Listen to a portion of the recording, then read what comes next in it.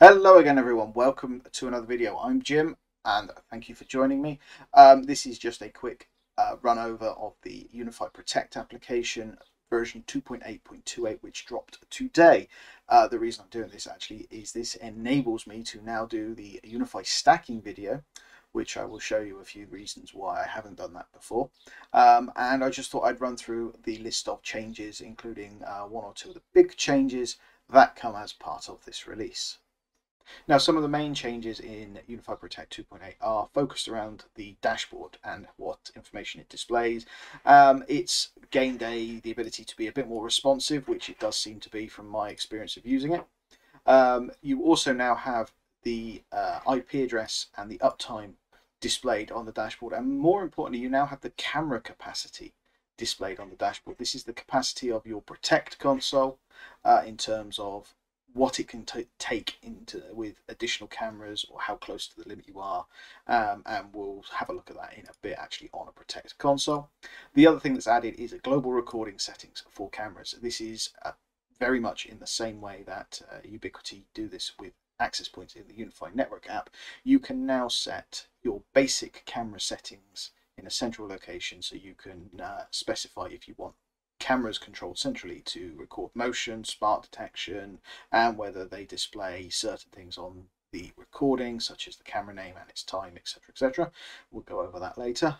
If we scroll on down, we get to the improvements made by the cameras, and the big thing here is that there is a lot of improvements to audio and video quality, but also it is now supported that the G4 PTZ has person auto tracking. So this is one of the features that was missing on launch, in the ability for the camera to auto track. It still doesn't have patrol, but that I believe will be coming in a later release. There are improvements especially to the two-way audio. There are improvements to the G5 series in terms of the image quality and the audio quality as well in this release. The other improvements are the viewport has improved stability while streaming multiple cameras. And finally, the other big improvements is in terms of stackability. Now, I've held off doing a stacking video specifically because 2.7 did not work well with stacking. 2.8 fixes a lot of the issues with stacking. So you can see here they've added the ability to move cameras between NVRs now. That is a very welcome addition. The NVR column in the device list, and specify which NVR manages the camera. We've got an improved stackable NVR initialization setup. That is critical. The setup initialization in 2.7 was broken at times, and they have fixed the ability to do backups. Now, I'm going to flick over to a console and I'll just show you some of these changes in the real world. Now, this is Protect on my dream wall. Just some of the quick improvement updates just to show you. We gain IP information and system uptime here on the left hand side. And one of the most useful things is now the camera capacity. Now you can see my dream wall has 3 HD cameras already on it and 1 2K camera.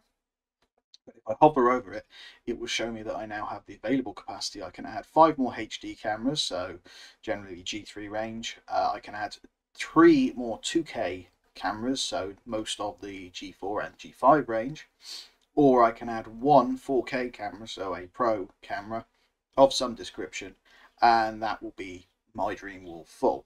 The dream wall capacity is quite low. Obviously, if you look at that on an NVR or a NVR Pro, that will be different, and the same as a Cloud Key or a UDR or a Dream Machine Pro SE.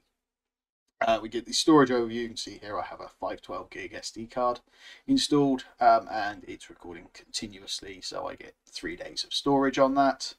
The interface is a lot more snappy and responsive. You get a lot more sort of free-flowing information overall, and you can sort of basically quickly hover over and the cameras move. The other big change obviously is in terms of settings. You now have the global recording settings area. Now this allows you to specify settings that apply to all cameras that are not excluded from this, so you can specify whether you want always on recording, continuous or detection, so you could specify, for example, to never record for a group of cameras. You can specify whether you want motion or smart detections and which type of smart detections you want. The only one I don't have in there is license plate detection because I don't have a camera that deals with that. And you can set trigger times, detection events, along with time, camera name, logo, and even enable nerd mode on all cameras if you want to. So that's the main changes in terms of a normal NVR. And with stacked consoles, you obviously gain the ability to switch between the console settings. You can see here I've got one console with a 2 TB hard disk. The other one has no disks registering at the moment. It does have disks in it, but this is being used while I demonstrate a video for you guys. And if you go into, there's the live view, go into the camera view, you can see which NVR your camera is attached to. And if you have hard disks in the NVR that it's attached to, you can change it to be moved to another NVR, but I'll cover that in another video. Now, hopefully this has been useful to you.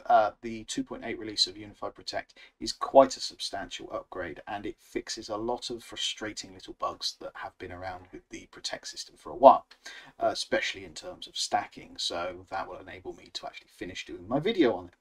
So hopefully this has been useful, and I will catch you again in the next one. Please feel free to like, share, subscribe, and comment below as normal, and see you again.